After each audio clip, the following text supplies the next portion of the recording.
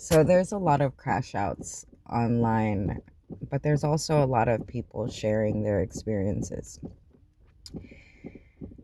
And there's a trigger warning for this video because essentially I'm about to talk about subjects that are not very child friendly or even, sensitive person friendly. So the concept of mental health in the United States is ridiculous. Because if you have the money, you're allowed to be spiritual. You're allowed to have your practices, your traditional practices, and you're allowed to follow your traditional cultures, especially if you're federally protected like Native Americans are, and only to a certain extent. The moment that your spirituality or traditions or practices start to change the way others view our current circumstances, whether it's our politics, agreed upon society, or anything of that matter, it becomes a problem. And the moment we start seeing someone else's belief systems as a danger is the moment that we create a war. The war didn't exist until we saw danger. Instead of looking at similarities, we saw all the differences and said, hey, that's not what I want for my people. A lot of times that comes out of control and fear of not knowing what will happen if these changes happen. Like, let's say, for instance, a lot of people want a social regime or a social democratic country. Do they understand what this means? I don't think they do. I think some people want it just because of how difficult things have gotten, but some people do not understand what it takes to have a social democratic system, which means that we're sharing everything and you're not getting upset because so and so got housing before you did. You're not getting upset because so and so, whatever the case may be. So when it comes to mental health, I see a lot of people, really, really getting into the, oh, I hear voices or don't hear voices. If you're neurodivergent, you hear reflections or echoes in your mind. When I was going through some of the worst PTSD symptoms that I had, which is when I went through my bout of psychosis with the medications I was on from lack of sleep, because sleep deprivation can fuck you up. It wasn't that I was hearing voices. It was that I was hearing in repeat, and I mean in a rumination repeat, all of the fucked up shit that my sister, my brother, my cousins, my mother, my father, everybody around me had said and done to me. These sorts of flashbacks can be intense and it can trigger disassociation. That means you're talking to that person in the present moment, but you're experiencing past experiences in the present moment, triggered either by wording or tone. That's what I was saying I've been working on this entire week, that oftentimes people, they don't hear what I'm saying.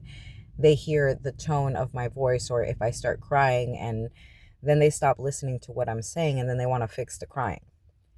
Oftentimes with PTSD, you cannot just stop the crying. You got to allow them to say what they need to say. And you need to listen to what they're saying. Don't hear what we're not saying just because we're crying. Don't all of a sudden think that we're depressed or suicidal because we're crying. That's not necessarily the case. And so when it comes to spirituality, and I have been very adamant about telling everybody that I hang out with, you have to have a balance. If you are to that point, yes, there are spiritual gifts that do that, but a person having a seizure can ultimately see things that other people are not going to see. A person having a near-death experience is going to see things that people are not going to see. Does it mean that it's fake or unreal? No, it does not. It just means that it's different, and science does not fully, it's not that science doesn't fully understand it. It's that it's not accepted by everyone in the modern scientific community, even though science has proven that these things are a thing. People do experience deja vu. People do experience, seeing things in their dreams before they happen. People experience meeting people in their dreams before it happens. There's a lot of variations of mental health problems that are also spiritual gifts within traditional communities. Why? Because when our communities were separate, before it was a big old melting pot, you were within the same community, which means you all had similar to the same belief systems. So when a person, and I've said it in other videos, so check out my previous videos, but when that community was safe and they all had the same belief system, they understood, hey, you know what? I'm seeing darkness or shadow as something threatening the community as a whole. It was a precursor for something that was coming, whether a natural disaster or an actual threat of war or disaster of communal sense. So, things like schizophrenia weren't considered schizophrenia the moment you start involving the government. So my cousin, when he was diagnosed, he was going through horrible, horrible bouts of really hating the government for what the military did to him in boot camp. It's not necessarily that the military is out to get them, but because of the stress and the strain of boot camp, that was his thing. And if the crisis teams were following him, because essentially that's what crisis teams do, the paranoia, the hypervigilance becomes paranoia, and that's when it becomes psychosis. But it's not necessarily that the person is imagining things or making things up. It's that past experiences are being relived and the brain is trying to fill in the gaps with new experiences.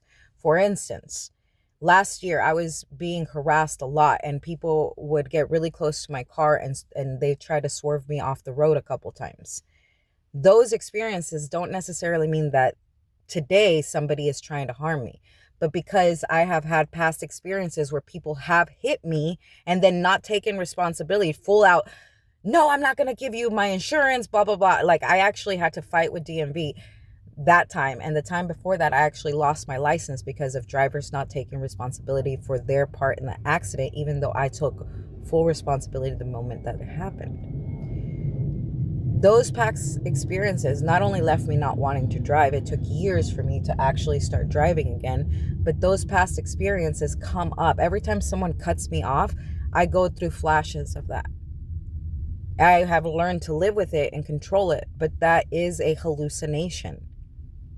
That is a form of disassociation, and it is hallucination.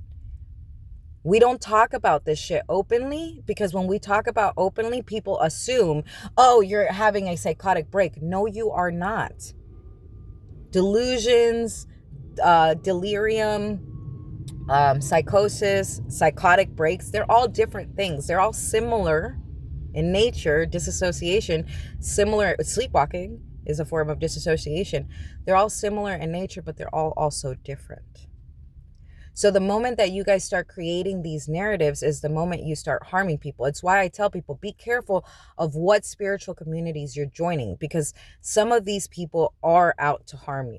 Not intentionally, but because their own mind isn't grounded. Yes, you can have what people consider magical thinking. If you've been through a lot in your life, you're going to want to have that child's sense of wonder, to have joy in your life and be able to survive the bullshit in your life.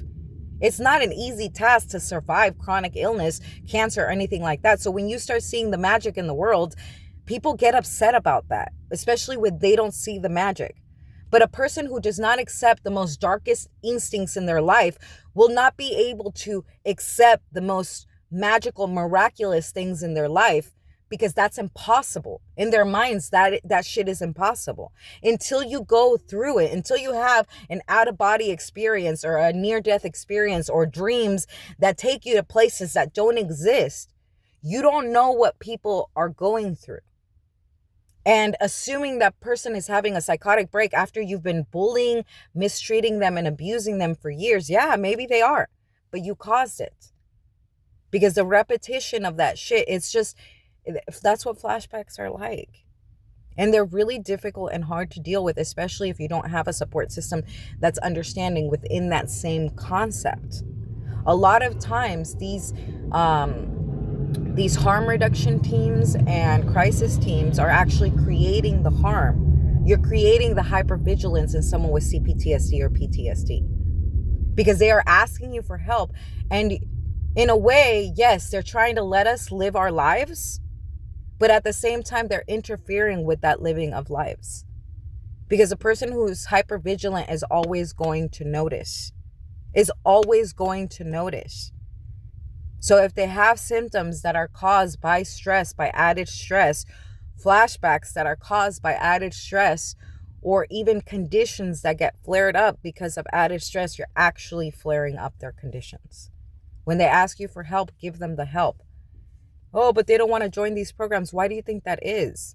You pair them up with people who are projecting on them when they're trying to understand themselves. Peer-to-peer teams are great if they can understand that you got to meet them, you got to meet the person at their level. And you can't be projecting your shit when they're down here at their level. Maybe later on they'll be able to hear it when they're up here, but when they're down here in crisis, you projecting your bullshit onto them or saying, hey, you know what? I was a drug addict, so I know you're a drug addict. Like the what was the term?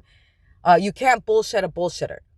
You're not saying it, but you're still saying it. You're still calling that person a drug addict. When you say, I was a drug addict, you can't bullshit a bullshitter. You are accusing that person of being a drug addict before you even know them. You shouldn't be on the crisis team or on a harm reduction team. It's that simple. And you don't know how many people have said that to me. But the most recent one made it very difficult for me to return and receive or even want to receive services from that nonprofit.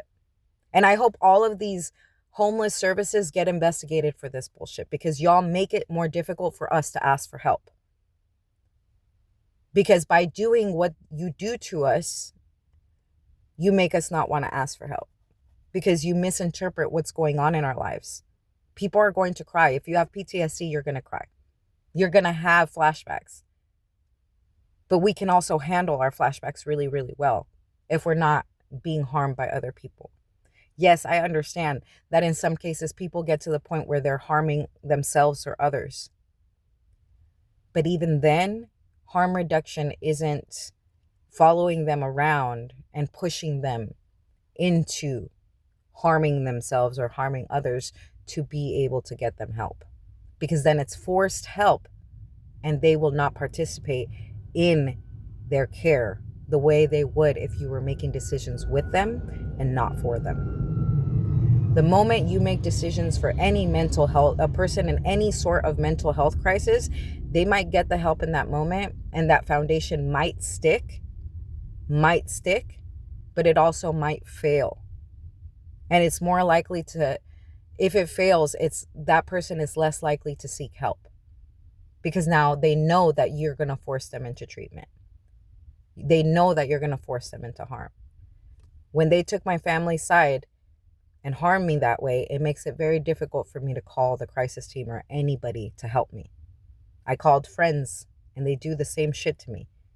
So no, it makes it very difficult for us to ask for help. It's not that we're not asking for help. It's when we ask for help, people are deciding for us what that help looks like. And sometimes that help is actually more harmful. So keep that in mind. Because you can have your spiritual practices, but the moment you start posting about this shit online and you start talking about it openly without getting real mental health care, you're also putting others at mental health risk. Because others are watching your videos, they're learning from you, and they might be in crisis. So keep that in mind. I love you and have a beautiful day.